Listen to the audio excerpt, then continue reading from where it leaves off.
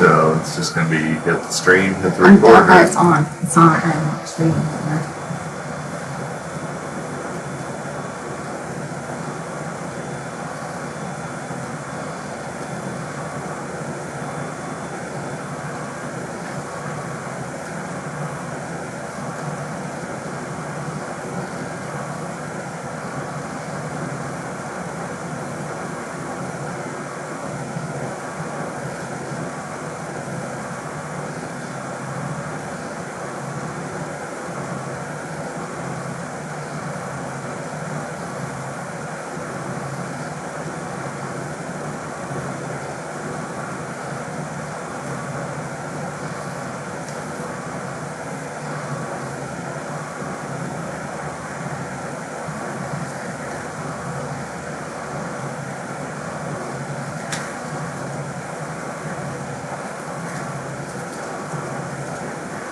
Watch the messages more.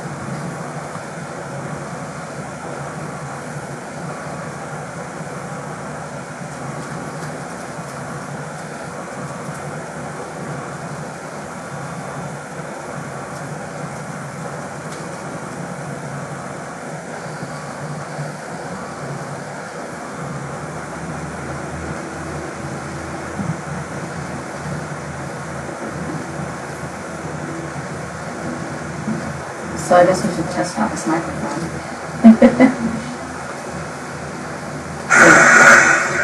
See if the microphone is working. Yes.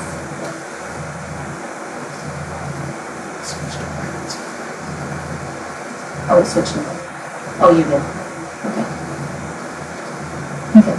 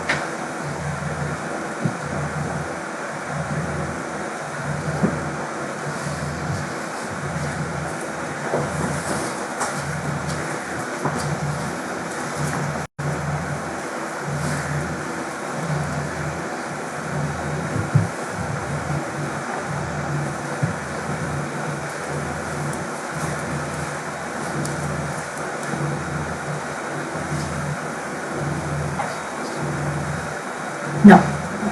Oh. We're just going to download it.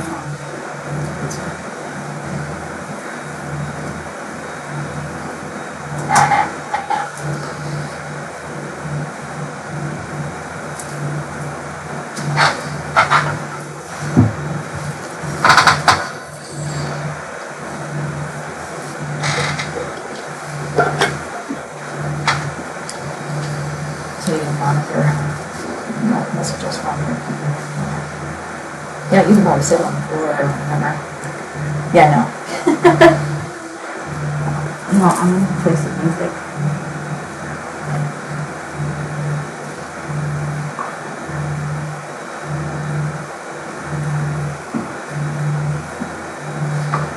Hey everybody, Dana here. We're just getting set up, you know, getting the technology working, and we're going to let everybody kind of come into the room and get all settled in. We'll be starting here in a few minutes.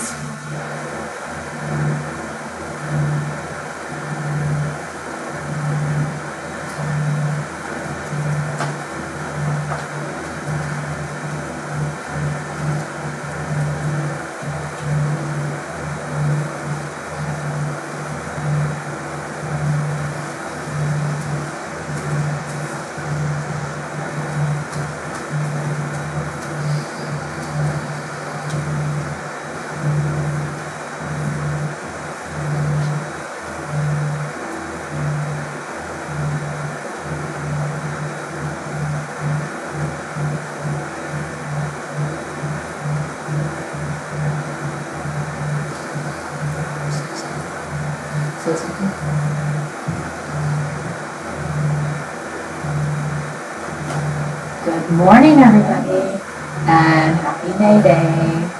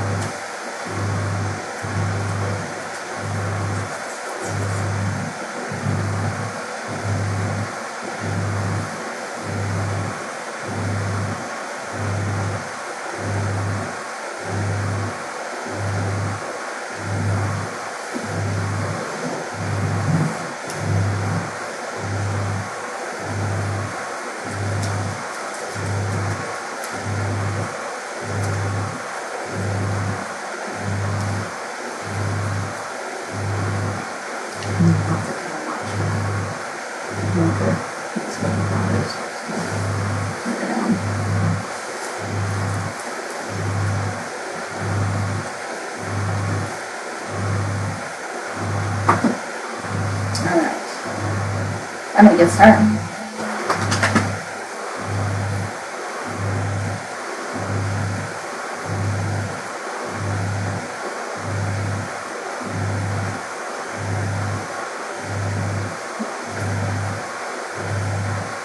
Hear me okay? All right, awesome. All right.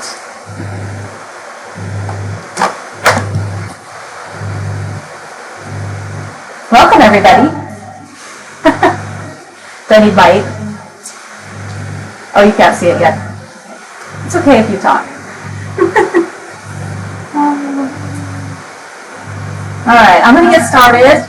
Welcome to our second live Dentrix user meeting live broadcast. I'm Dana Johnson, the founder and CEO of Navoni, who is bringing you this event today. And I am a certified Dentrix trainer and all-around Dentrix guru, I guess, And so this is what I love to do. I love to bring you guys information, and so I'm also really excited about bringing you this Dentrix user meeting on May Day. May Day is one of my favorite days of the year. Spring is my favorite holiday, and I just wanted to share with you a little story. Sometimes days of the year bring up certain memories, and so my sister will get a kick out of this, because back when we were little kids, we used to make these little like cone-shaped holders. We used to decorate them and put little holders on them and put flowers in these little cones, when we were kids. And then we would go and we would hang these on people's doors for May Day. And so May Day always brings back special memories of my childhood, because it's one of my favorite days of the year. And so I just wanted to share with you that little piece of history from my childhood. If you have something from your childhood that brings up a special memory about May Day, let us know. But another thing about today is I put my jeans on, and they still fit. So that's awesome. Give us a thumbs up on your Facebook page if your jeans still fit, so you're double checking that, everybody. So we're going to get started, and our topics for today is going to wrap around the fact that many of you have opened up your practice. Many of you are already seeing patients. And I know here in the state of Colorado, we had practices that opened up on Monday, and practices are slowly opening up all over the country. And so today our focus is going to be on refilling your schedule. And I know many of you still have the appointments on your appointment book. Some of you have moved the appointments off the appointment book, maybe to the unscheduled list. We're going to look at all different kinds of ways to go about that, about how to refill your schedule. And then we're also going to look at the touchless patient check-in and check-out. Because when patients start to come back into your practice, they're not going to want to touch that, germ-filled clipboard and the pen that's been passed around to every patient in your practice. So we're going to talk about ways that you can reduce the amount of information, paperwork, pens, credit cards, all that kind of stuff that we can eliminate passing back and forth over the counter. So that's what we're going to do today, and I'm excited to get started. So I hope you all brought lots of questions. We had 450 people registered for today, and everybody that was registered got their name in this basket here. Here's our list of all the people that registered, and so throughout the day, throughout the morning, we're going to be drawing names for prizes throughout the day. And so we're going to go for a couple hours, and we have to kind of keep our eye on the clock because of the fact that, of course, our technology has batteries in it, and we have to, make sure that we don't clock out before it's too early. So I'm going to switch over to my Dentrix software really quick.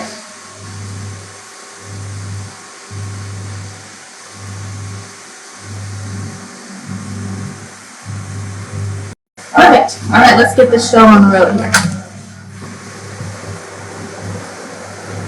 Y'all can see the screen? Thumbs up? Good? So I want you to be really interactive today. I want you to post up questions. My assistant, the love of my life, and my best friend, Kevin, is monitoring all the questions today.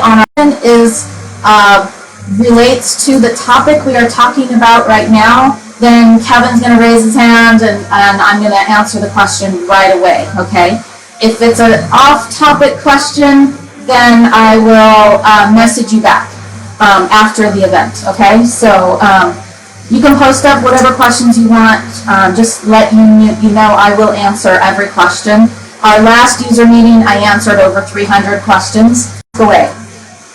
So the first thing we're going to start with is refilling your schedule, okay? Now, I've been working with many practices over the last couple of weeks, several weeks anyway, and many of you have left the appointments on your appointment book. And I'm going to show you kind of a little tip, an easy way that you can pull up a list to maybe, if somebody's going to be still working from home and they want to have a list of patients, you can generate a list of all the patients that were on your schedule. So what I'm going to do is go to the, and one other thing I should remind you of, I'm on version G 7.3.1.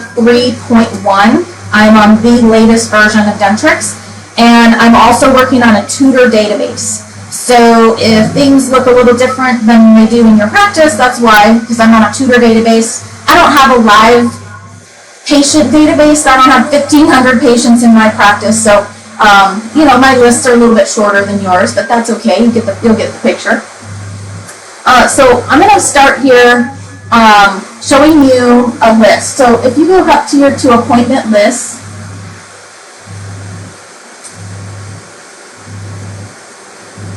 if you go to setup and go to appointment list view, this is the list for all the ASAP, unscheduled list. And I want to show you how you can get a list of all the patients that are still on your schedule, okay? So what you can do right here, and you'll also notice I created a COVID list. See this? A COVID list. I want to show you kind of what I did with that, just to give you some unique ways that you can track your patients. But if you want to find all the patients that are still on your appointment book, what you want to do is you want to click right here where it says span of search. See this right here? And search for previous appointments. So what I did is I clicked on previous 90 days, or you could do previous 60 days. But what it's going to do is it's going to find all those appointments that are still on your appointment book.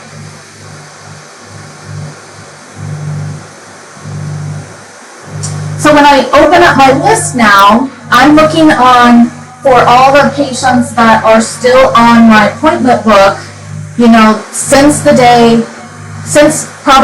you closed your doors. And those patients have scheduled appointments. So you'll notice I've got appointments here from March 24th. These patients are still sitting on the appointment book. I created a appointment status called COVID, and you could do this really easily. Up to you. Kind of gave me a unique way to get a list of patients. Question. Well, it's in the question. We're having big time audio and video problems. Oh, we are? We are. The sound is not great, so we may need to figure something else out. Okay. Do I need to hold it closer? If I hold it closer, does that work better? Okay. It's still in the way.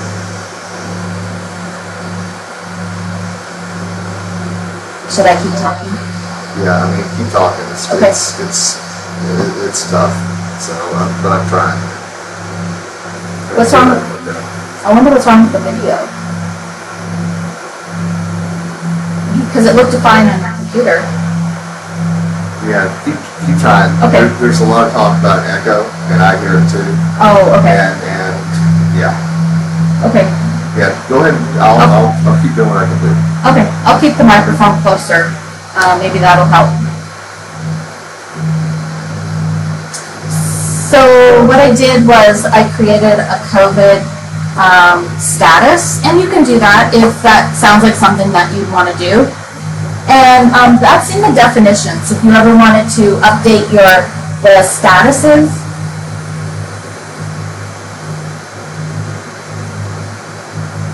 That's in the appointment book under definitions.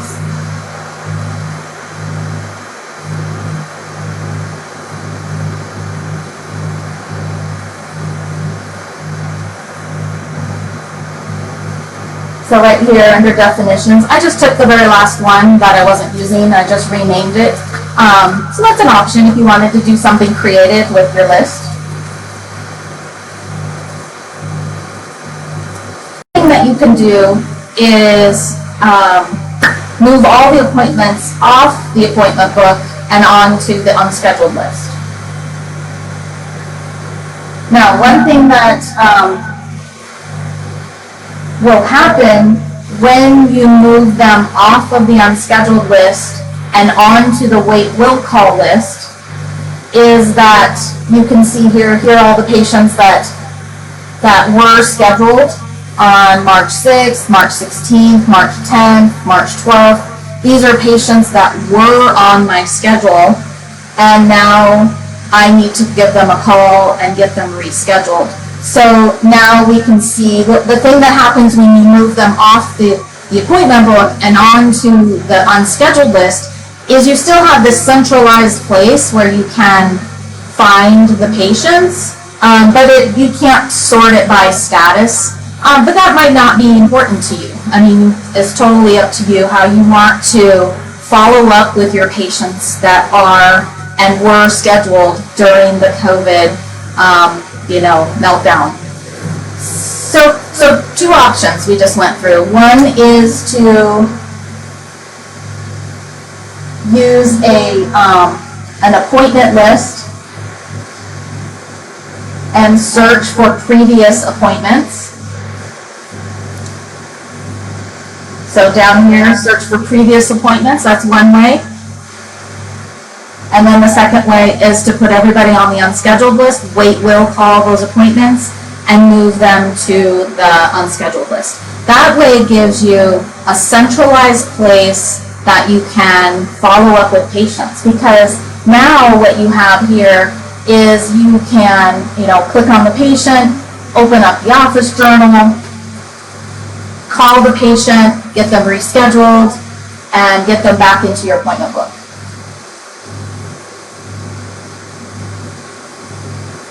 Is it any better? It won't work without the microphone, sound-wise? We could turn the microphone off and try and use the speakers on the computer. Let's try that. Okay.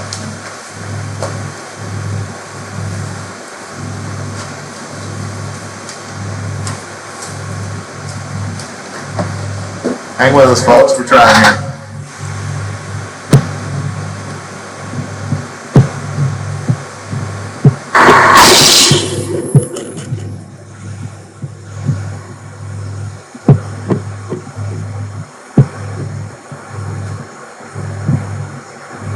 Okay, so if we use the speakers in the computer, see if that's better. So I'll keep talking here for a second to see is that better? Okay.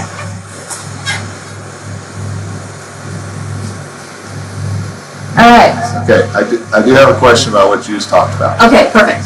Can you repeat on the unscheduled list? How did you come up with the previous appointment list? Yes, great question. So using the speakers on the computer is better? This sounds better? Yeah, so go to Setup and go to Appointment View List. And then down here, instead of searching for next, like patients that are scheduled in the future, pick previous, and then it looks backwards in your schedule. So then it'll look for appointments, back to like February or March instead of looking at for patients in the future.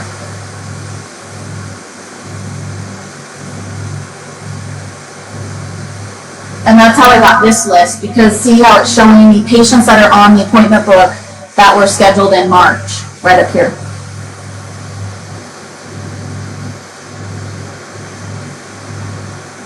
Are we better? Yes. Okay, good. So, can you explain the example of your unscheduled COVID list versus any unscheduled patients prior to COVID? Appointments will all need to be eventually contacted for rescheduling. Yeah, that's true. So I was just showing you, if you keep the appointments on the appointment book, if you keep the appointments on the appointment book, then you're looking for previous appointments, okay? If you're gonna take the patients off the appointment book and move them to the unscheduled list, then you're gonna be looking here under the unscheduled list, because these are all the wait will call patients, so then you can see here,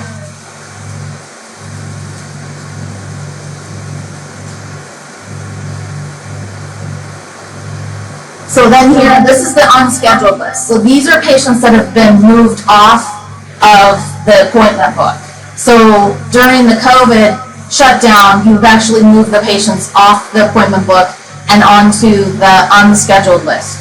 So now it sorts them by date. So then you can see here, and you really can't tell who was on the appointment book prior to COVID or not. You just might know, like, what day did you close your office. Now, what you could do is you could put something in the reason. So, you know, if you shut down on March 10th, you know, you could put something in the reason. You know, you could put,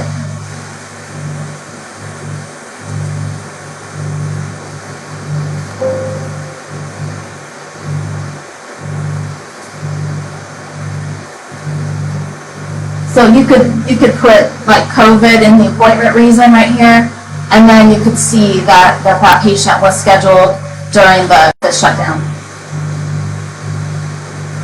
Good? Are we good? Okay. All right, next piece I want to talk about is how to find, Two questions. Okay. If you keep patients on the schedule, will it affect continuing care? Yes, and that was one thing that I wanted to point out next, is if you keep the appointments on the appointment book, Dentrix still thinks the patient is scheduled. So that can cause problems when you go to run your continuing care reports, and that's one thing I was going to show you next, is when you start to run your continuing care reports, and as soon as you turn on your automated systems for recare reminders, your text messages, your emails, and things like that, it's possible that those systems also will think that the patient is scheduled, and the patient might not get an appointment reminder because they're still on your appointment book. And will you just mention to everybody that there will be a recording and how they can get that? Yes, there will be a recording, and if you registered for the event, you will be receiving an email after this event with tip sheets that I'll talk about today, and any resources that I talk about today that I actually can't show you, and then you'll get the recording, and everybody's included in the prize drawing. So yes, we are going to download the recording and send it out to everybody in an email. So question? Good. Okay, so with the other ways of helping you fill your schedule is with the treatment manager report. So up here in the toolbar of your appointment book is called the treatment manager. This is actually my favorite report in Dentrix, and I have a nickname for this report. It's called Mining for Gold, and it is my favorite report in Dentrix. And so when you go to run this report, you get to decide what kind of information are you looking for. So this is where you might be able to like filter patients to see, okay, are you trying to find patients who need scaling and replaning? Are you trying to find patients that have implants to place? Are you trying to find patients who have crowns to do? So that's where you can filter it right here by the procedure code. See this section right here? Procedure code. So you could filter this list by a certain procedure code and then get a list of patients that have all those, that might have that procedure code in their treatment plan. And then you can search here by a date if you want to just search back maybe patients that have had something added to their treatment plan within the last 6 to 12 months. You could do a date range here. And then, now it's hard for us to know if all of our patients still have insurance, dental insurance. So right here, this section is looking for patients that still have insurance benefits. Now we don't know if all of our patients still have dental insurance. So that's going to be kind of a tricky situation when we start bringing patients back in for treatment. But when you generate this list, it looks something like this, kind of like a Microsoft Excel spreadsheet. And you'll see over here the patient name, the last time something was added to their treatment plan, what their treatment plan total is, a little bit about their insurance.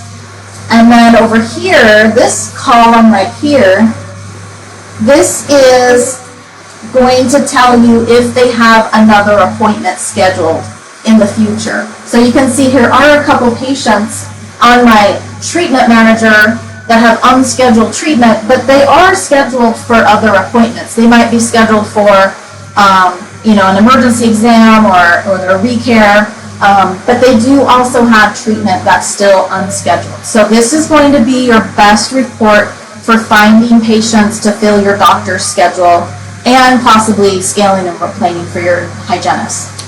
Can you filter the class to a treatment manager? Filter the class? Like looking for MODs, etc., different types of patients. So you can search for the code. So you could filter it right here by code. So if you're looking for an MOD, a 3-surface composite, you could filter it by the D2393. If you wanted to search for composites, you would filter it by code.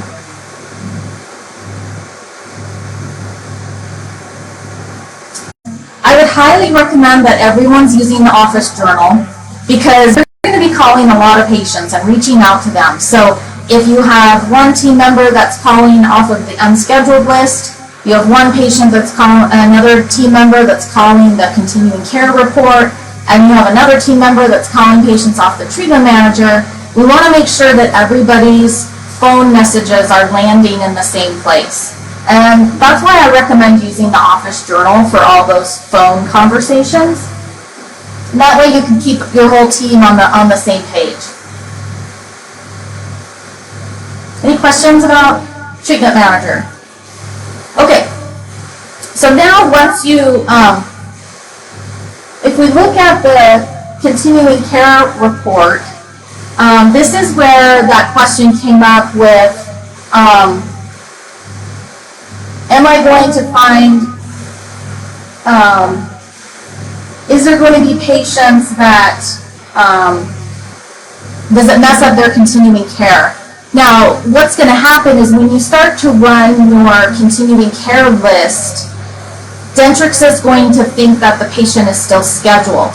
So when you sort a view for continuing care, you're probably going to want to look for all here.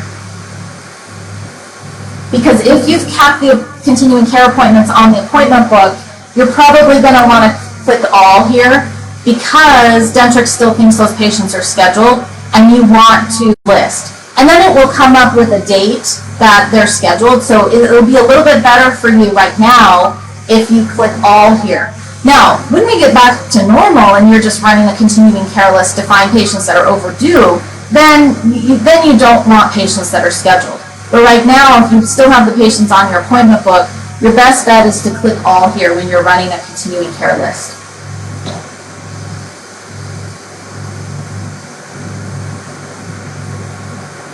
Now, I also want to show you a way that you can filter patients in a little bit different way. Now, I love the patient report by filters. And this is a way that you can get a report of patients and maybe screen them for certain things. Like maybe you want to screen it down to find patients that haven't missed an appointment, that have no missed appointments. Or you only want to find patients that have a specific balance or an aging category. And so maybe you want to call patients first that have a clear balance, that don't have any outstanding accounts receivable or don't have any missed appointments. So what you can do is search here for, find a date range, look for your perio and your prophy patients. Now, again, if you have kept your appointments on the appointment book, you're probably going to want to click all here and not just only without an attached appointment. And then some of the other things that you can find here is in your report is you can say, okay, I want to find my continuing care patients. I want to see if they have a missed appointment, okay? Because I might not want to call those patients first, all right? And then you also might want to look for things like billing. Okay, do you want to see their account balance? Do you want to see the aging categories? So maybe you don't want to call patients right away if they have an account balance that's more than 60 days past due, okay? Now, I was running this report last night to test it out, and I did get an error, and I think it might be because I'm on the tutor database. So I printed it out, and I can send you a copy of this.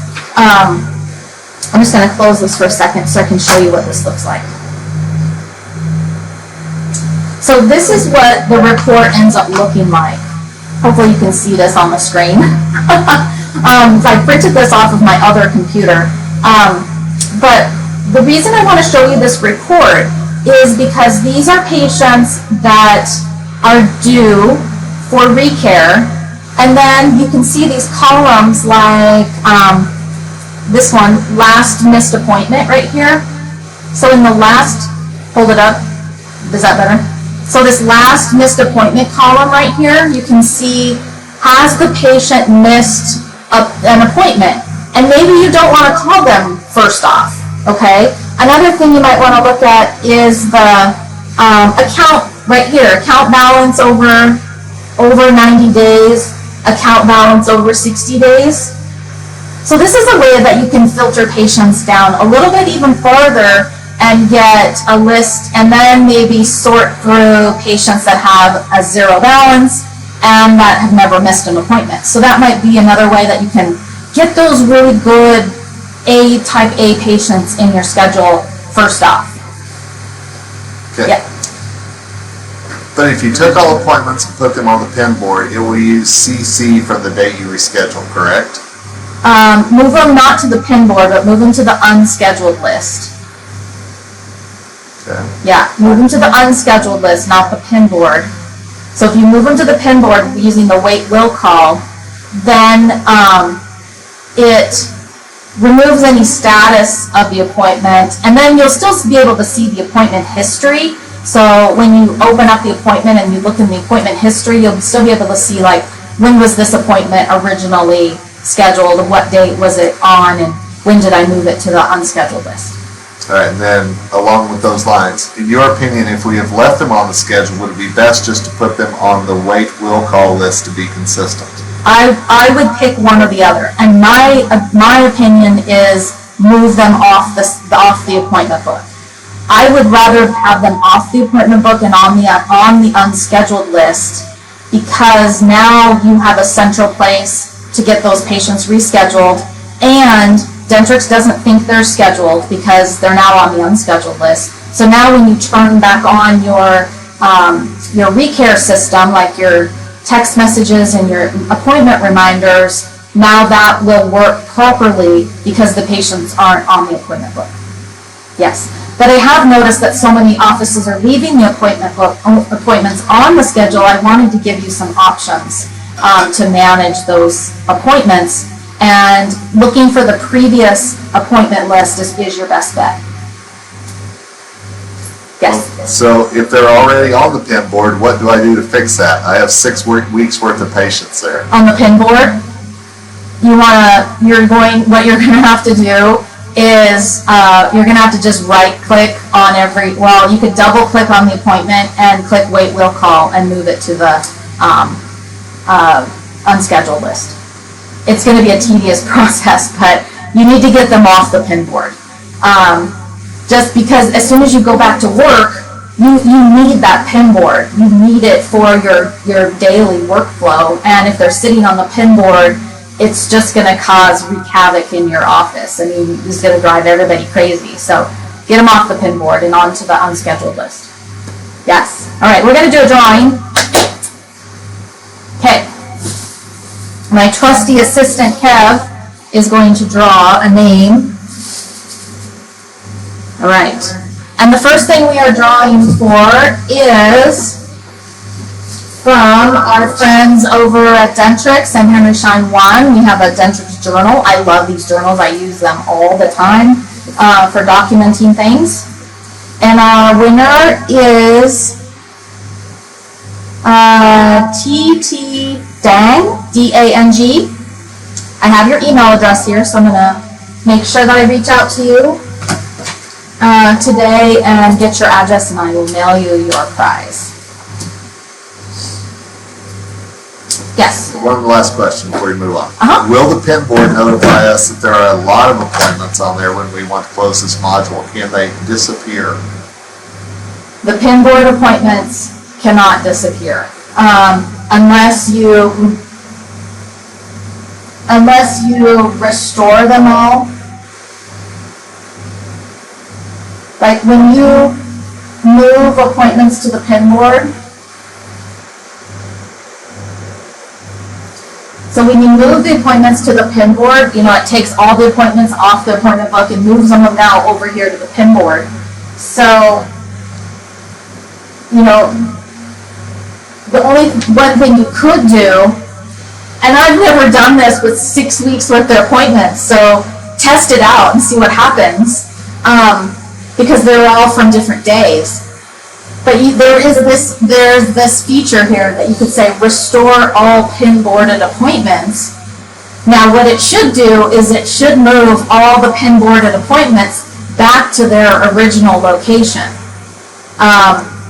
I personally have never tested that, so test it and see what happens. And I would love to hear what happened to your 6 weeks worth of appointments off the Pinboard. So, all right.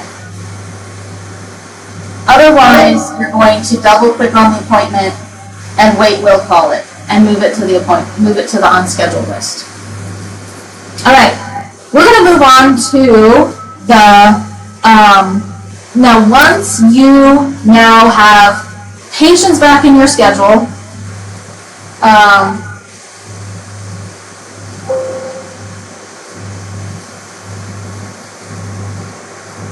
you now have patients back in your schedule, and now everybody is kind of freaking out about, touching stuff and paper and pens and credit cards and passing money back and forth. And so what I want to talk about now, you can create a touchless check-in and check-out. So let's first start with the check-in, the touchless check-in.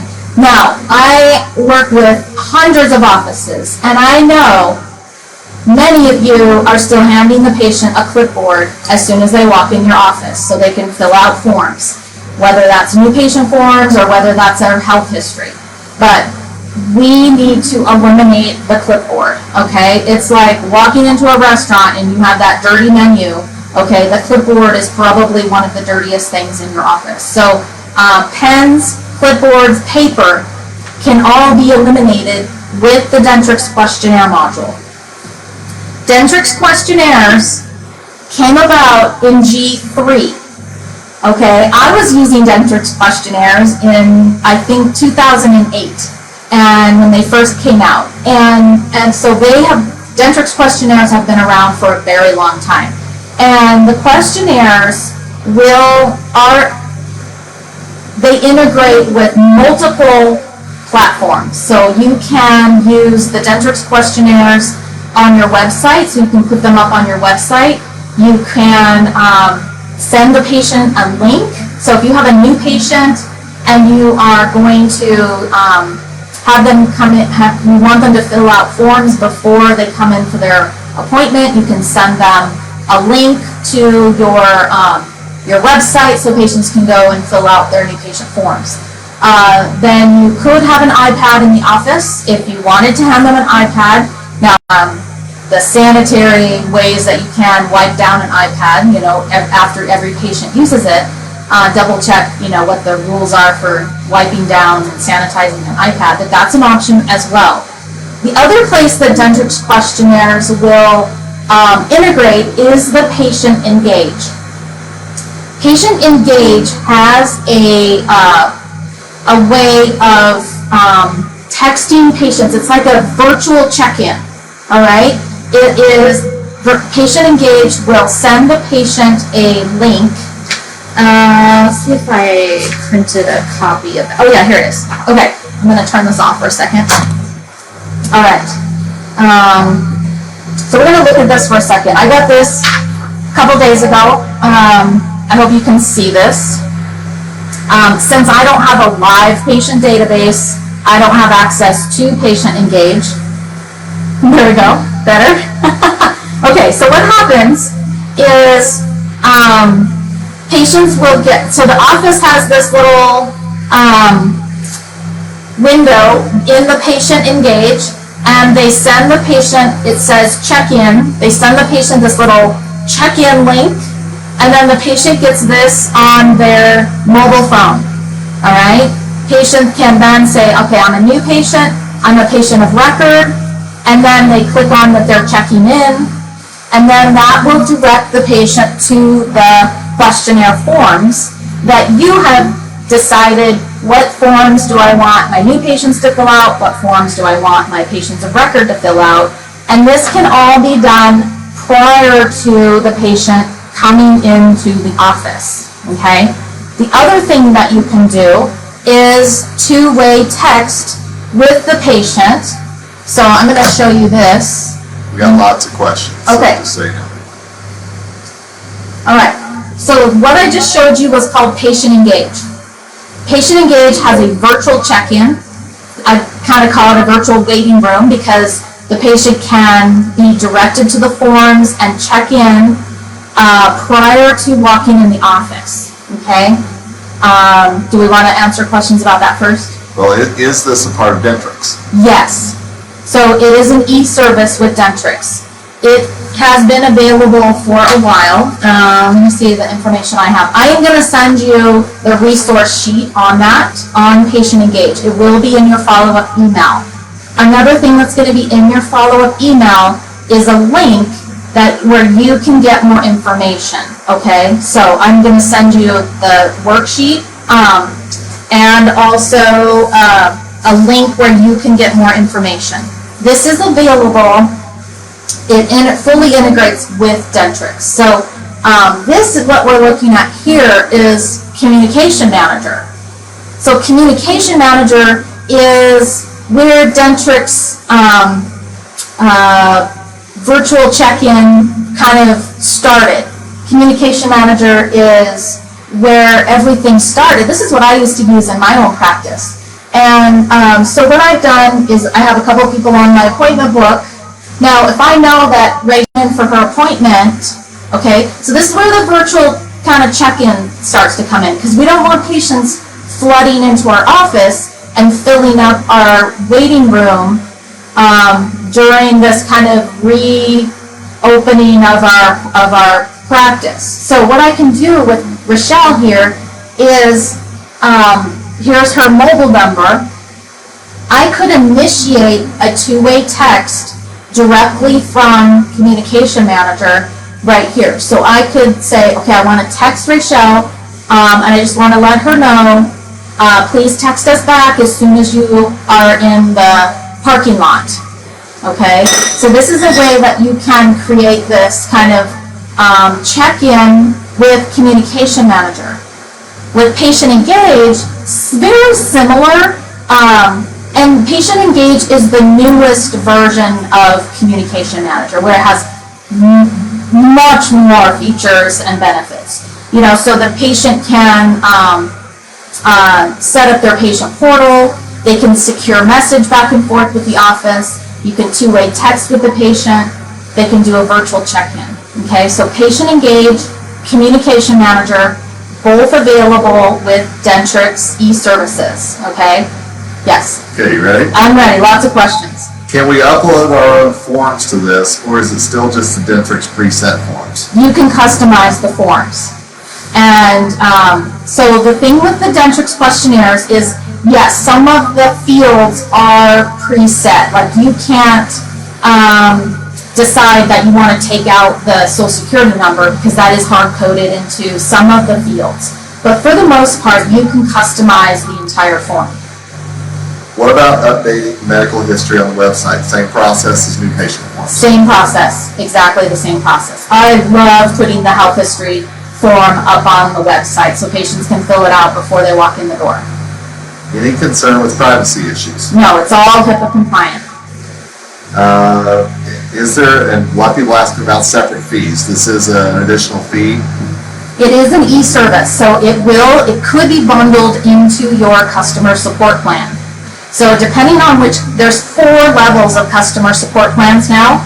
So depending on what level of customer support plan you're on, you may already have this. So you will want to click on the link that I send you in my follow-up email, and so that you can talk to somebody and see if this is available to you already, or you can schedule a demo and say, I'm super excited about this, I need to get this in my office because we need to protect our patients, and I want this now. So when you get the follow-up email, click on that link so that someone from the e-services department will reach out to you. Does this integrate with them live? Okay, and live we were going to talk about next. Okay. All right. All right. Then let's pin that one. Okay. Is Patient Engage available for remote use or on mobiles from home or for our use? Yes, both. Patient use and office use. It is a way that offices can communicate with their patients via the patient's mobile phone or computer. And somebody just asked about the elderly patients. Yes. You know, tell your story. Yeah, I'll tell my story. So in 2008, I think it was, when I first started using questionnaires in my practice, and I was a little nervous. You know, I sent out the new patient paperwork in a link to one of my elderly patients. He was 72 years old, and he walks into the office, and the first thing he said when he walked in the office is, I love your forms. They were so easy to fill out. So, you know, don't prejudge your elderly patients. You know, I mean, Kevin and I, when we're in airports, well, we haven't been in an airport for a while, but we see elderly patients on their mobile phone. You know, my mom is 73 and she, you know, does Facebook Messenger with her granddaughter, my daughter, and I mean, they're all online. So what would you suggest for somebody like my dad who doesn't have a smartphone and doesn't check email? Yeah, so your mom does though. Yeah. Okay? So usually someone in the household does have a mobile phone or a computer. Both your parents have email. And another thing I would recommend is if you do have elderly patients who do not access a computer, they don't have access to a computer, ask them if they have a relative, or a daughter, or a grandchild that can help them fill out their forms. So you could send the link to somebody, a relative. You could also send the link to a caregiver and have the caregiver help fill out the forms. So there are options. Do you know if Patient Engage is bilingual? Oh, that's a great question. I'll have to get back to you on that one. And then last one, do you have a better customized questionnaire for health history and health history updates you're willing to share? I do. And I have my favorite form that I do send out samples for. I will include that in my follow-up email. I do recommend that your new patient health history and your health history update is the same form. I don't recommend you have 2 different forms.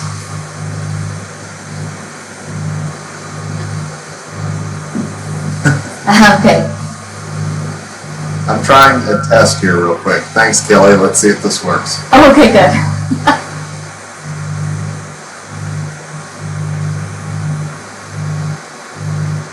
Clearer than yours is because I'm also You're closer. I'm closer to Yeah. where that is, just FYI. So, Kelly, good call. We're going to keep trying, promise. Okay. Yeah, we can maybe pull this back a little bit. Yeah, try this. I'll just move the computer a little bit closer. Okay. And then one last question before you move on. Yeah.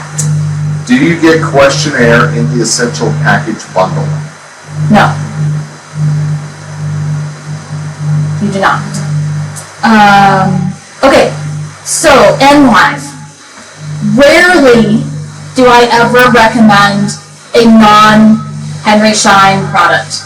I am extremely loyal to Henry Schein 1. I love all their products. I will always recommend their products first and foremost. I just want to make that very clear. I did a demo with NLive dental forms, and I will also send you a demo link for NLive as well. They are a integrated partner with Henry Schein 1 and Dentrix, so I can, I can recommend them because they are a partner with Henry Schein 1.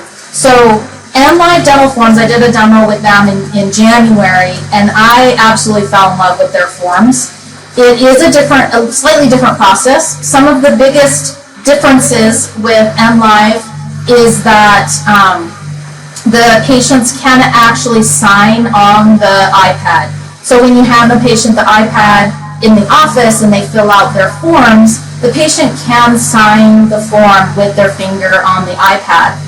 And then the forms are then downloaded into Dentrix, and they do merge with the patient family file and the new health history update module. So the integration with Dentrix is really fantastic. The difference is that the forms then get dumped into the document center instead of the questionnaire module. You can still have the forms up on your website. You can still send the patient a link in a welcome email if you wanted to, send them the link to your forms. Integrate them with Patient Engage. So if you want to use Patient Engage for the virtual check-in, the virtual waiting room, all of that, you do need to use questionnaires. If you're not using Patient Engage, you're using something else, then NLive might be an option for you. So I will also send you a demo link for NLive. And I do feel very comfortable recommending NLive because they are an integrated partner with Henry Schein 1. Okay. Yes. Can patients not sign using the Dentrix questionnaire? They cannot sign on the iPad if using the Dentrix questionnaire. Okay. They must sign with a ePad, a signature device. So if they're signing with an ePad signature device, do you barrier wrap the stylus, or how do you do it? I would just wipe it down after every patient use. Yeah. Yeah, you'd be able to just wipe it down with a, maybe just a cotton swab with alcohol on it. It'd be fine. Okay. Yeah. If using NLive as communication manager, then a better fit? It would be probably a better fit, yes. Yeah, probably, because Patient Engage really embraces those questionnaires and the whole communication system. I think that definitely if you're using Communication Manager, you may want to look at NLive and also look at questionnaires and see which one is a better fit for your office. Do you know of any kind of consent release form with COVID-19? I have had that come up with a couple offices. I have not seen one, but I'm going to ask a couple offices to have them send me theirs. I think it has something to do with making sure that the patient has not been sick, or they attest that they have not been out of the country or things like that. So I don't have a sample yet. All right, moving on to okay, also with Communication Manager, and another form, a part of the check-in process is checking on patients' insurance eligibility. Now, this is going to get a little bit hairy because of the fact that some of your patients have been furloughed and they may still have their insurance intact. Some of your patients may have been let go and they have lost their benefits. So checking eligibility right now is going to be extremely important. So one thing with the communication manager, with this appointment manager screen, is you can check the eligibility. Dentrix Insurance Manager will check the eligibility automatically for you at least a week in advance. So, of course, since I don't have a live database, I don't have insurance information in here, so you would see right here that if the insurance has been verified and the patient has eligibility. So, this is going to be really important. If you don't have Insurance Manager, or if you don't have Communication Manager, then you can always check the insurance eligibility right here on the family file. So that's an option. Otherwise, you might just have to get on the phone and when patients come in and just ask them if they still have their benefits. So that kind of segues us into the checkout. So we're going to do another drawing before we go to the checkout and see if there's any other questions. Now, people are sharing COVID forms with each other, which is great. Awesome. All right. All right. Hey, we're going to do another drawing. Kevin wants to. We're going to draw now for my good friend, Rita Zamora is donating another one of her books. This is her book here, Get Found, Get Liked, and Get Patient. So very, very critical at this point. So Kev's going to draw for that book. All right. And the winner of Rita's book is Kara Thayer. Kara Thayer, you won Rita's book. All right. So I'm going to let Rita know to mail that off to you. And let's do another drawing right now. Let's draw for another book. This book was written by Sherry Doniger, Dr. Sherry Doniger in the Chicago area. Kevin and I are both co-authors of this book. So when you get this book from us, I'll bookmark the chapters that Kevin and I wrote up. So we will send you a copy of this. All right. And the winner of this book is Christine Shelton. So Christine, you will get an email from me so I can get your address and we can mail you off your prize. We have a question from our friend Kelly Fox. Hey, Kelly. Will eligibility keep refreshing if the eligibility changes? Yes. It updates every day. Yeah. Okay, and then one more. Is insurance verification available in Canada? That's a great question. Yeah. I can get back to you on that. Okay, now, check out. The checkout process. A couple of things that we're going to go through. Money, all right? We commonly have to toss money back and forth the counter. So how can we avoid this passing of money back and forth? Well, there's several ways. There's 3 ways I want to go over, okay?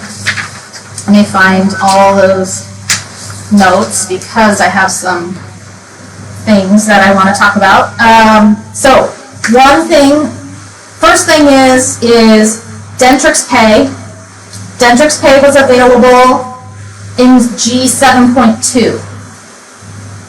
Of course, I don't have a live database, so I can't register for Dentrix Pay.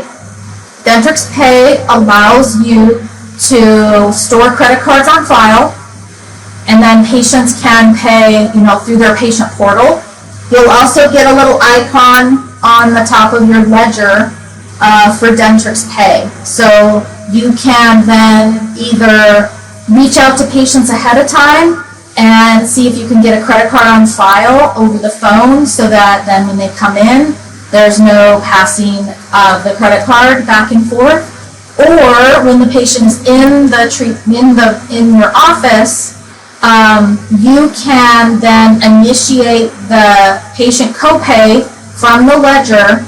The patient will put in their card into the machine, and then you can store that credit card on file for future treatment, even if there's multiple patients in the family, you can keep that credit card on file for up to a year. So that is one way that you can eliminate passing credit cards back and forth and passing money, is to use Dentrix Pay and store those credit cards on file. The next thing is, and this just happened, G 7.3.1. I am uber excited about e-statements, okay? So e-statements just launched within the last few weeks, since G 7.3.1, the update. Now, what will happen with e-statements is it runs through QuickBill. So if you're already using QuickBill,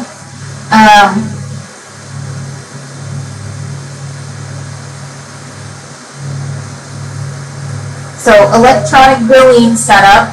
So if you're using QuickBill to already send your statements, and the statements go out electronically, but then Dentrix prints and mails them for you, you now will have an option to send the statement electronically.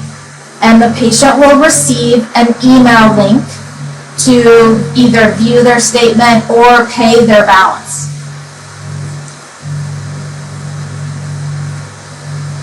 So we will still go through the exact same billing process. You will still go to reports and go to billing. You will still go through this exact same process with your billing statements. You are just going to send them electronically, just like you did with QuickBill. The only difference now is that you will have the option send by email, send by mail. Okay, so when you send it by email, the patient will get a link in their email, and they can click on pay online, pay my bill online, or view my statement. Okay, now the patient could be standing at the counter waiting to check out, and you could say, okay, I'm going to send you a billing statement right now for your copay.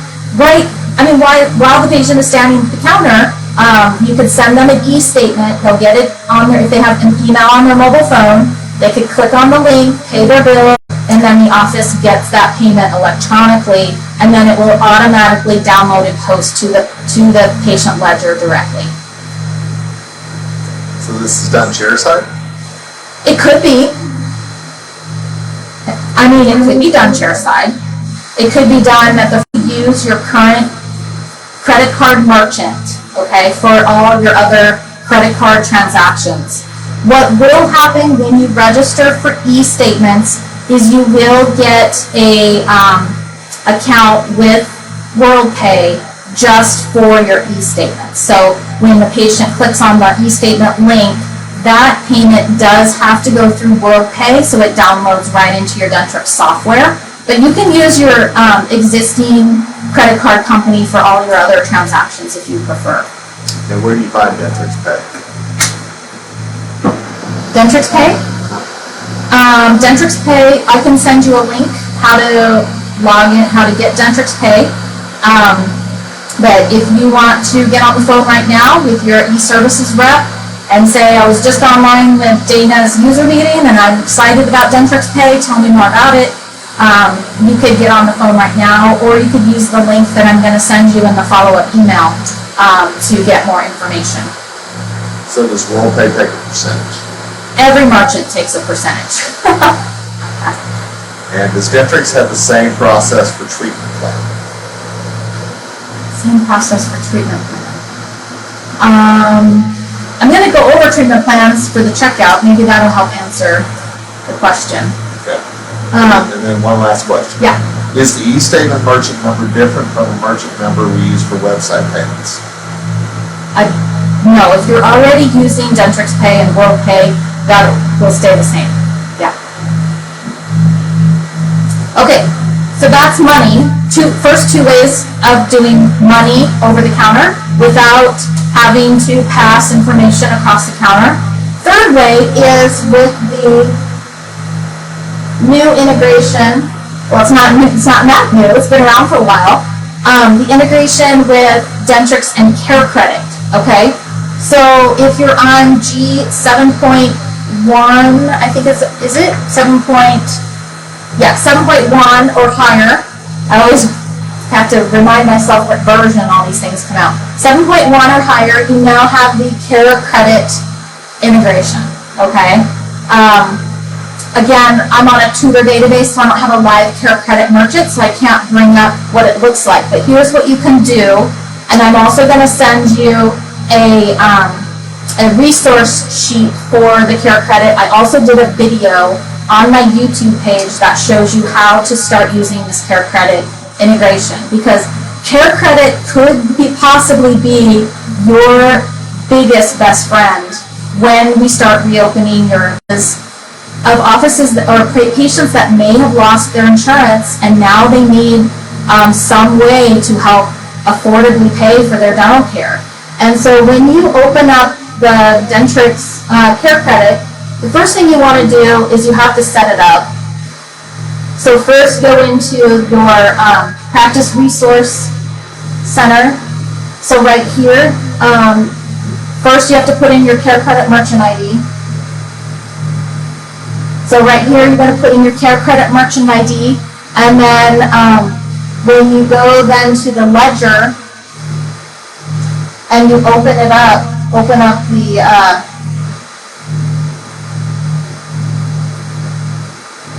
Care Credit icon.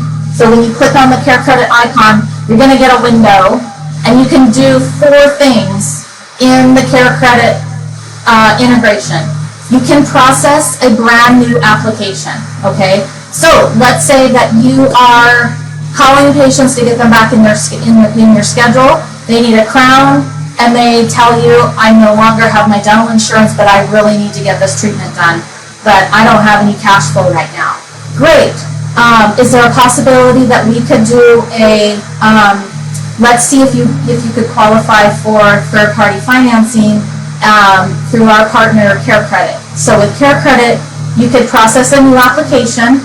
You could also go to their quick screen. So as you start to put patients back in your schedule, you can do their quick screen, which just kind of pre-qualifies them without doing a full credit history report. You can do the quick screen and see with a really good percentage if they're going to qualify for Care Credit. But if you want to do a full application, you can do that with the integration. You can also, if they already have Care Credit, you can process their card through a transaction with, right through the patient ledger, okay? And then you can also process a refund, and you can also check their current status, like do they have available credit now? You can do that all through your Dentrix ledger using the Care Credit integration. So those are 3 ways that we can handle a touchless money flow in the practice as you start to open up, okay? So any questions about any of that, let me know. The next thing I want to go over with the checkout is, somebody had a question about treatment plans. That is the next thing that I wanted to do, because you will possibly be doing treatment plan estimates as patients start to come in to the practice.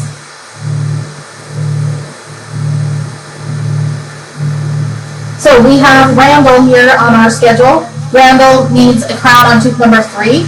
All right. Now you can print this treatment case. You can print Randall's treatment plan, and instead of handing Randall a piece of paper that he may not want to touch, because it's been in your office, you can send it to the document center. So send this treatment plan to the document center. It does a virtual print, and then open up Randall's document center. Anytime you use the Send to Dentrix Document Center, it's going to put it in this unfiled documents.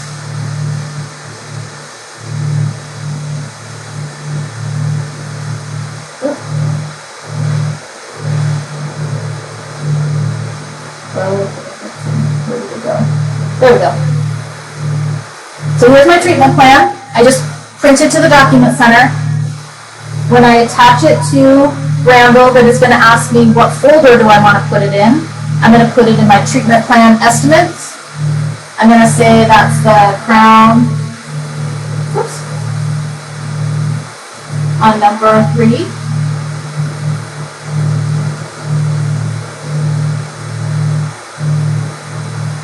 Now once it's in his document center, I could email this to Randall. Or if I'm using Patient Engage, I could send him a secure message through Patient Engage as well. So if I'm going to send it through email, I would just click on this Send Document. I could send him this document in an email, sends it as a PDF file. Just make sure that you're using some kind of HIPAA compliant email server. Is doing a quick check a hard inquiry for their credit? It's not. A quick screen is not a hard inquiry.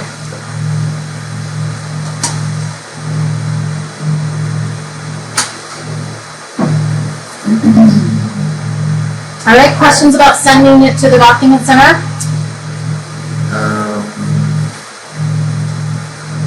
Nope. All right.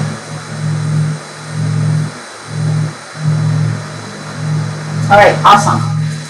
Okay, another thing that you may be doing in the practice is referring patients out to a specialist for treatment. So let's talk about referrals. So let's say that you are going to refer, or you're going to treatment plan, this patient needs a root canal, and you're going to send them to the endodontist.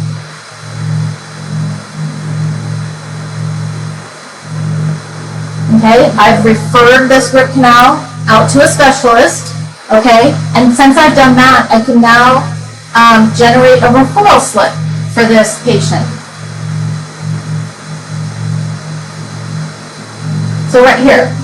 So I can also send a referral slip to the document center and email it to the patient, okay? You can put notes on it if you want.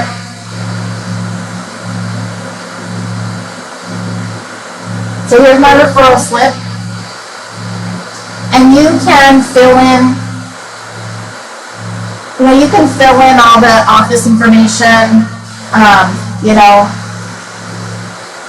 whatever you want to do. But you can also print that and print that to the document center as well. Put it in the document center and email it to the patient. Yes? How does the patient sign? The referral slip? No, we're being asked, how does the patient sign the treatment plan if we email it to them? You can do it a couple different ways.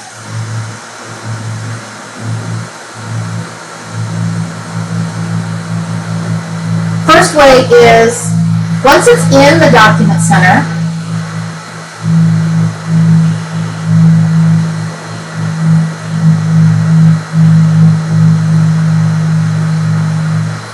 so if this is your treatment plan for the patient, well, somewhere, there's a signature, so that you could use the same e-pad that you use for forms.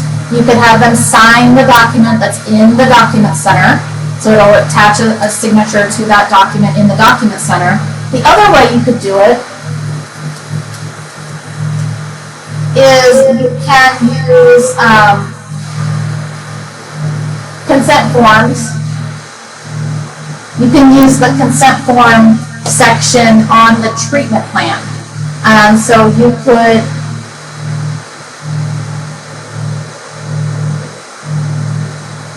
You could have the patient sign this consent. You could have a general consent just with a treatment plan. You create these consents, so you type in all the verbiage. And if you have a financial policy that you already put on the treatment plan, you could just copy and paste it into here, and then the patient can sign on the e-pad, so they can sign the treatment plan saying that they acknowledge the fee and they acknowledge what their copay is and things like that. So they can sign.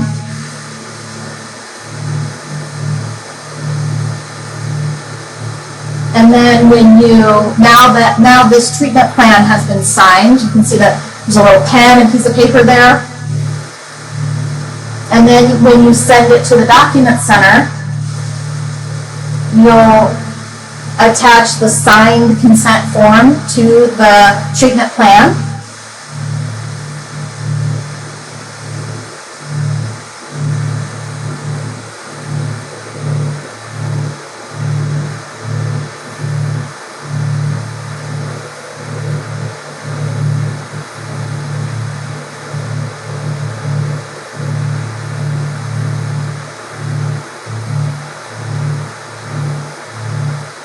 And then you'll see the consent form here, but I want to show you what it looks like on the actual treatment plan estimate. So it'll have a second page, it'll have the consent form on the second page.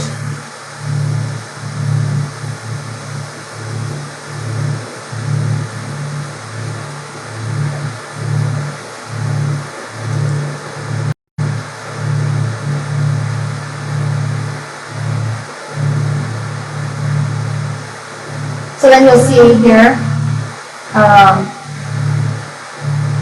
you can see, let's see if I can blow that up.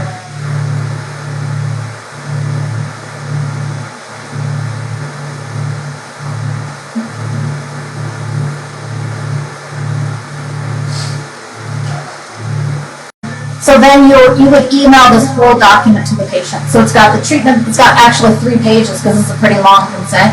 It's got the estimate, and then the consent form, and then the signature, and so the patient would get that entire document. Is there a difference between the referral slip and referral form? I don't know what the difference would be. Okay. Let's see.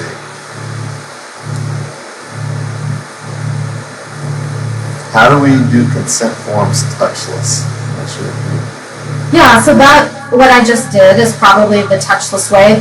The only thing, though, that they will need to touch is the signature device. So if you have an e-pad, then the thing that they would be touching would be the stylus.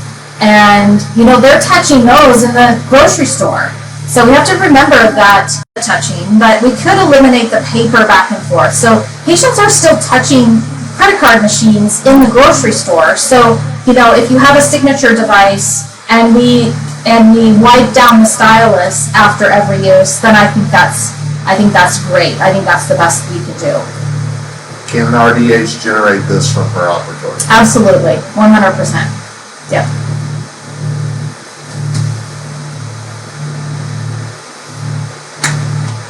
All right, awesome.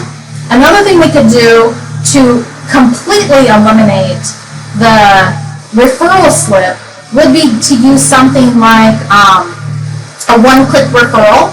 I'm also going to send you a link. This is one of the resources that I can send you a link for.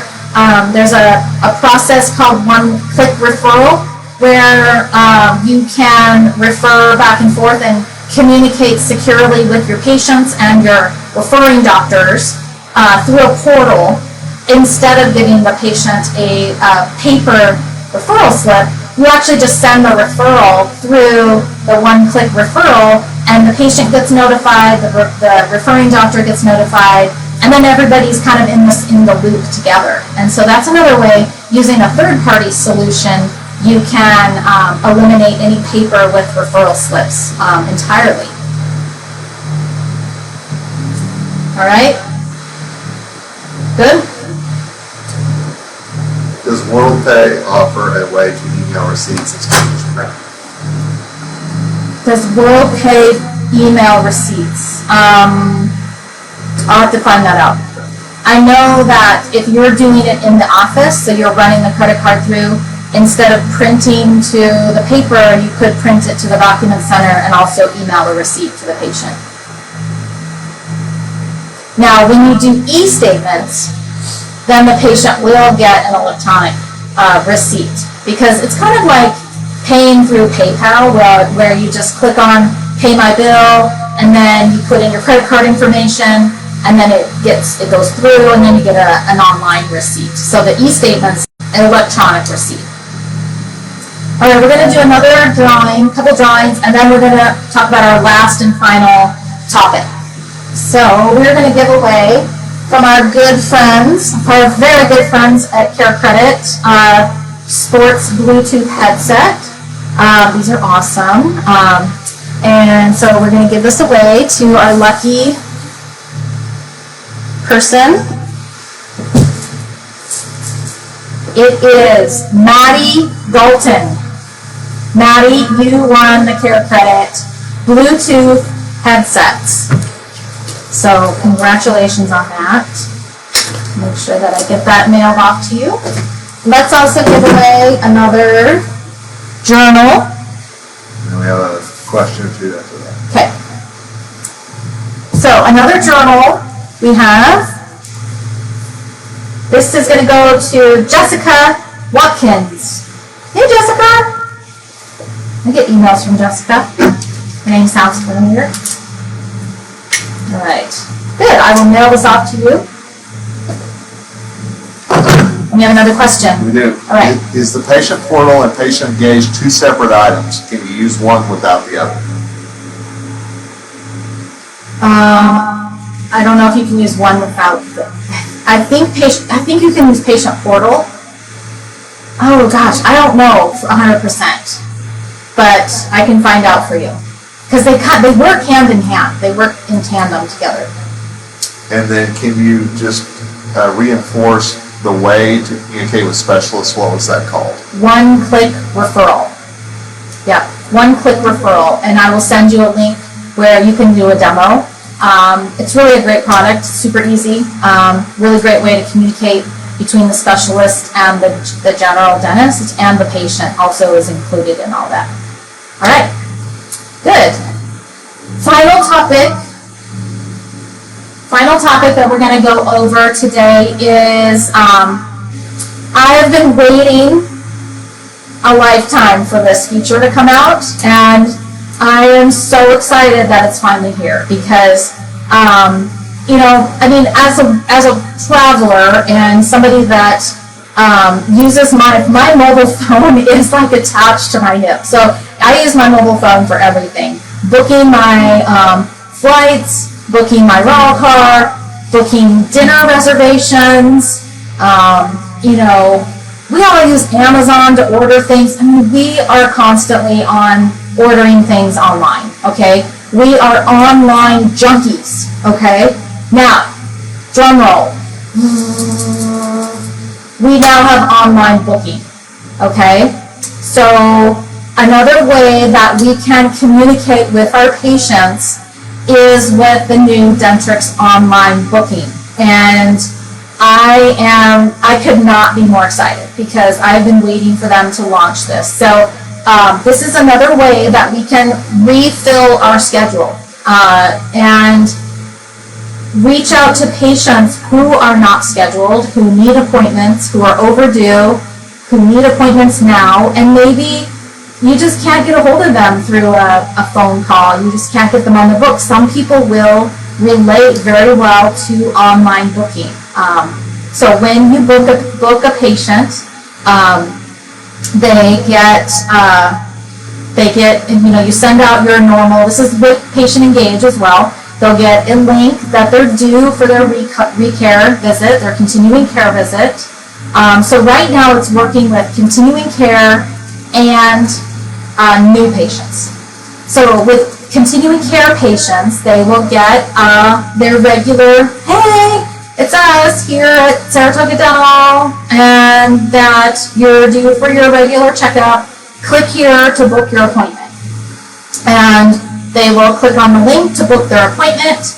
They get to see who is available if there is not a specific hygienist. So let me show you what online booking looks for.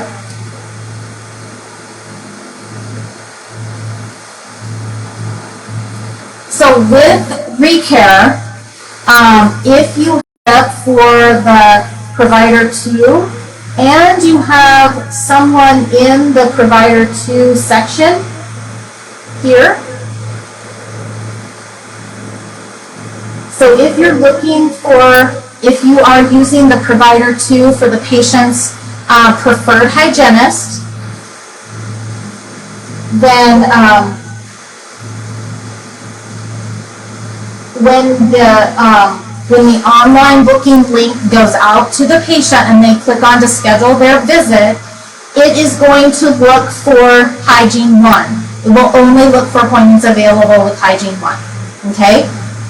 Another thing that online booking will do with Continuing Care is if this patient requires a different length of time, then you can also put that there, and the Continuing Care with online booking will look for appointments for that amount of time available, okay? So patients can schedule their ReCare, their Continuing Care visit with online booking. The office does get a notification. They will get a notification, and they will also get, you will also get a new little icon on the appointment. You'll get a little cloud on the appointment, so you may have the health history, you may have the musical note, you may have the yellow flag, and then you'll get a little cloud icon, and that shows you that that appointment has been scheduled with online booking, okay? Super awesome. With new patients, then it will look for the appointment times that you have designated in your appointment book for new patients. So I would highly recommend that you are using Perfect Day scheduling for your new patient blocks, because the online booking will look at perfect patient blocks, okay? So then same thing, the patient will book an appointment online, the appointment will drop right into your appointment book in the designated spot that you have outlined in the setup for online booking, and you'll have a little cloud on the appointment, and you'll also get a notification that you have a new appointment on your appointment book that was done through online booking. What if the provider 2 field is not entered in no default appointment time? Then it will search for all hygienists that are available. Would online booking work with a school setting where we have 48 students with different schedules? 48 students with different schedules. Oh, like if you're a school, like a clinic? Well, you get to set up the parameters. And so, there's lots of setup that happens with the online booking. I've looked at the screenshots of it, and, you get to determine when appointments happen, when do new patients get to be scheduled, what times are available for ReCare. You get to decide all of that. And so there's a lot of control that the practice has. And then I think what you'll want to do is just click on the link that I'm going to send you all. I'm going to send you a link to get more information, that then somebody will reach out to you and do a demo and show you how it all works. And you'll be able to get all of your questions answered. How do patients see the option for online booking? See the option? So when you send out a reminder that the patient is due for their ReCare, in that text or email, there will be a button that says book my appointment online. So it's a little button on the appointment or on the email or the text message, and they just click on that online booking, and then they get options for booking their appointment. Could this be done for new patients through a button on the website? Yes, for new patients. Okay. Yes. Okay. Can you show us what the patient sees when they want to book online? I can. Okay. And is this on G7.3? This is available G7.3.1. Okay. Yeah. I'm just going to shut this off for a second. Let's see.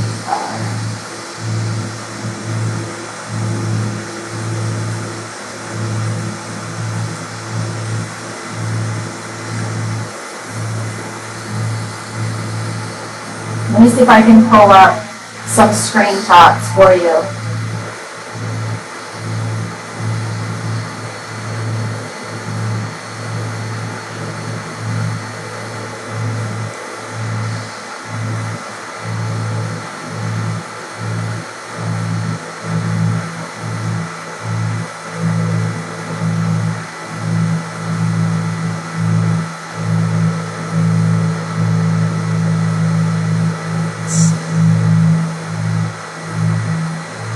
Does the online booking link only work with eCentral confirmations, or can it be merged with other communication services? Only patient engaged.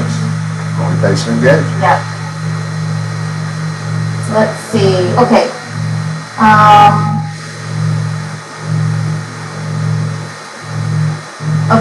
Let's see. Let me find it. Look in here.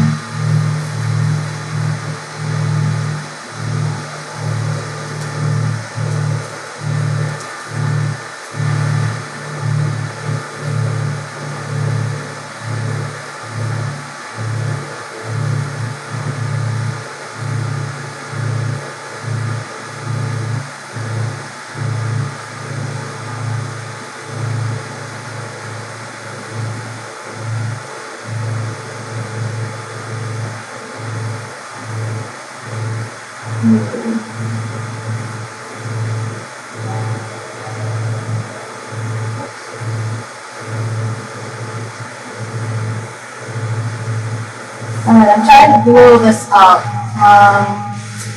Let's see.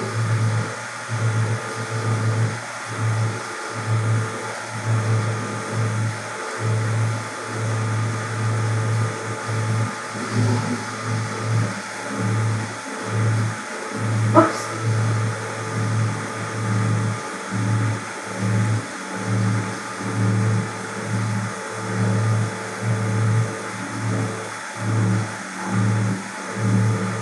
So I'm just going to show you kind of what this looks like. It's not the best screenshot, but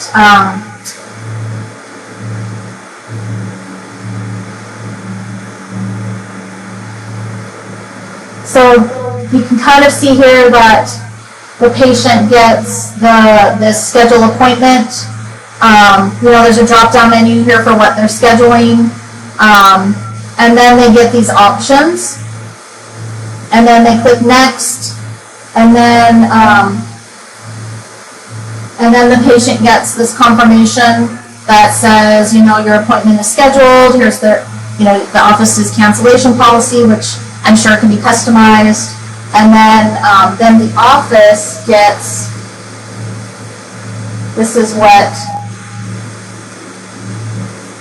there's that little cloud icon, new patient, little cloud icon, so that that's what the office sees when the patient gets it scheduled. So you can see that it's branded to the office. The patient gets, when they click on the link, I don't have a picture of what the link looks like, but I'm sure it says something like, you're due, click here to schedule your next appointment, and then the patient gets this, where they click in a drop down. It's kind of like, booking your dinner reservations on Open Table, where it's like, okay, what time do you want to come in? What are you coming in for? Do you have any special requests? And then they pick what they want, and then they get it confirmed, and then it drops and put in the office's appointment book. Awesome. Yeah. Any questions? Nothing. People are just like super excited about all this. You can tell. Or they're super scared. They're like, oh my gosh, I don't want appointments dropping in my appointment book. I know, I think that online booking can be scary, especially for offices that are, very controlling of their appointment book. And I used to be like that too in my own practice. But I think that we we need to be open to our patients' habits, our patients' tendencies, and what our patients want to happen. And patients want to book their appointments online.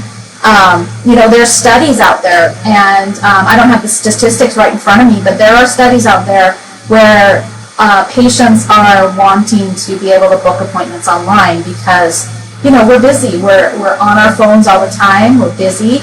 And if I can book my dog's grooming appointment online at Petco, I should be able to book my dental visit, with my dental practice. So it just eliminates some of that. It's still personal because, you can see that it's still branded, so it's still very personal, but it's just giving patients who are technology driven that other way for patients in the office to stay connected. Is there a place where we can set up the operatories they can schedule in? Yes, it's all done in the setup, for sure, yes. All right, cool.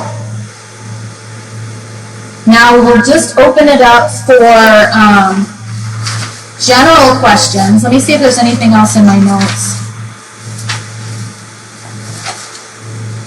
Okay. All right. So you guys are going to get a lot of information from me. You're going to get several different tip sheets on how I generated those lists through the appointment list, through the unscheduled list, the treatment manager, the continuing care, how I filtered those. So you're going to get tip sheets on all of that. You're going to get resources so that you get to get more information about anything you heard today that you are ready to implement in your office today, okay?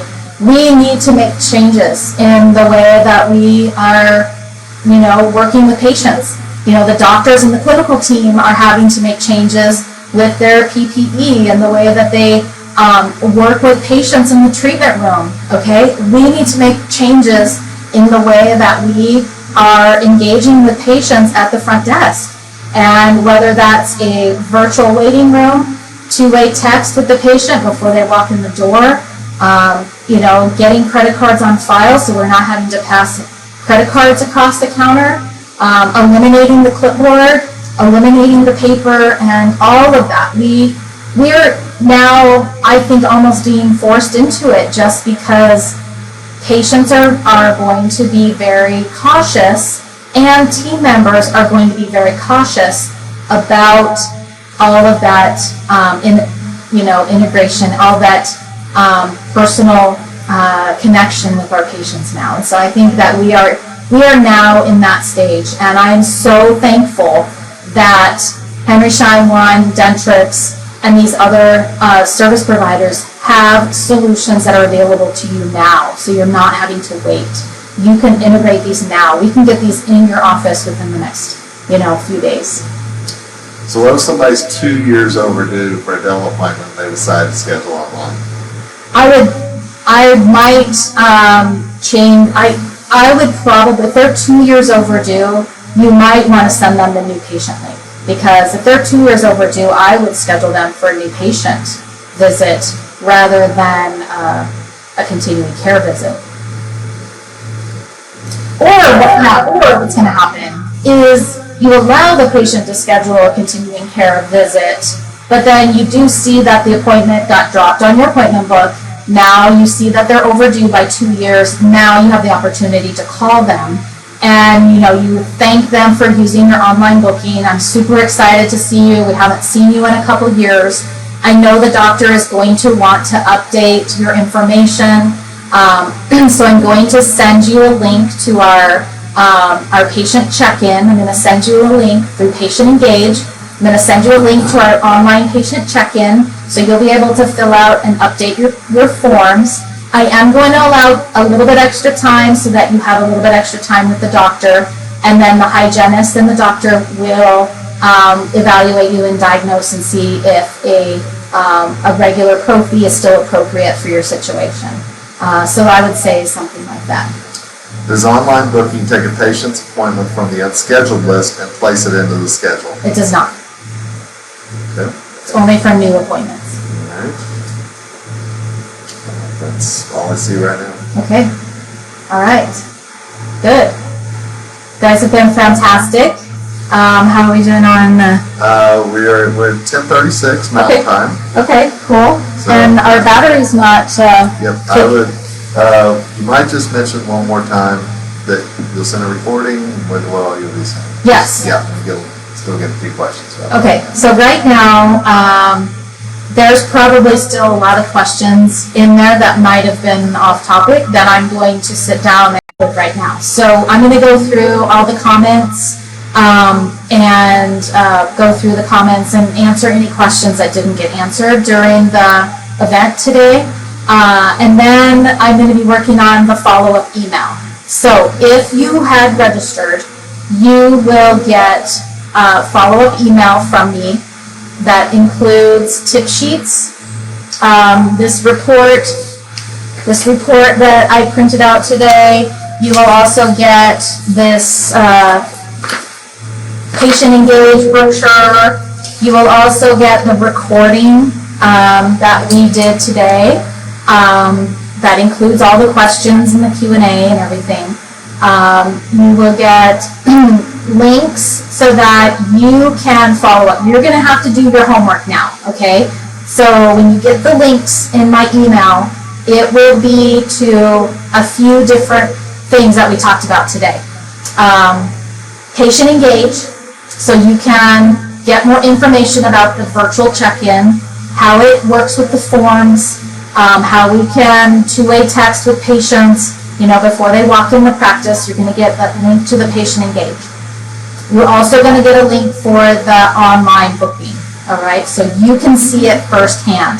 I'm not a real practice, so I can't show it to you live like the team at the e-services can. So book a demo for online booking and patient engage. Both of those things will help you with this now more virtual, touchless environment that we are now forced into, okay? These features, these products, these solutions you need in your practice right now. So you'll want to find out what customer support plan you're already on so that you can then determine what you're going to do. If you want to look at other third-party solutions like NLive dental forms that are outside of Henry Schein One but still integrated with your Dentrix software, I'm sending you a link to do a demo with NLive dental forms, okay? Let them know that you heard about them through our webinar today, or our event today, so that then they'll let me know that one of your offices did a demo and they're very excited. So then I might be able to reach back out to you and see if you have any questions. And then make sure that you start using the new Care Credit integration now, because patients may have lost their benefits. They may have lost their dental benefits, so that they now need some help. They need some financing. So you can do a quick screen, even the day before. Maybe you look at all the patients that are coming in, and if any of them don't have any eligibility showing up in their insurance, maybe you do a quick screen to see, is there a possibility that they're pre-approved? So then you can have that conversation with the patient, when you're doing the treatment estimate, and you can have that conversation either when you're scheduling the appointment.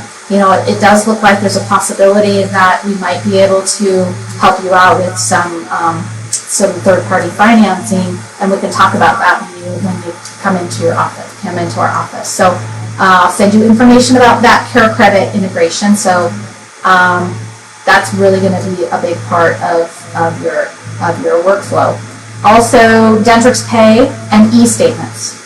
So you're also going to get a worksheet on the e-statements that's available now, but you might have to do some homework. You might have to upgrade your software to G7.3 Update 1 to be eligible for e-statements, and that way you can send the patient an e-statement right when they're in the office for their copay. They'll get a statement right away. Then they can click on to pay their statement, pay their copay right then and there while they're at the office. And we mentioned CE credits. Yes, CE credits. Also in the email, you will get a survey, and in the survey, when you do the survey, then you will get the CE code. I can look up the CE code. I forgot to write it down.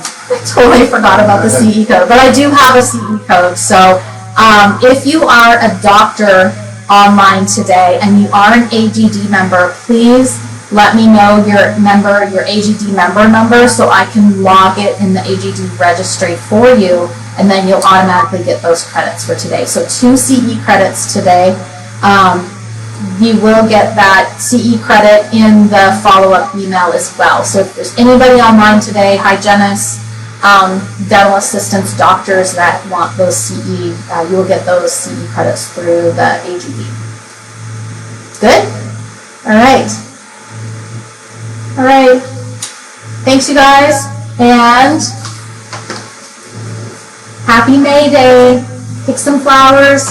Maybe put one of these on somebody's door today like I used to do in my childhood. So enjoy your May Day, enjoy your weekend, and happy spring, and I will let you know when we're scheduling our next event.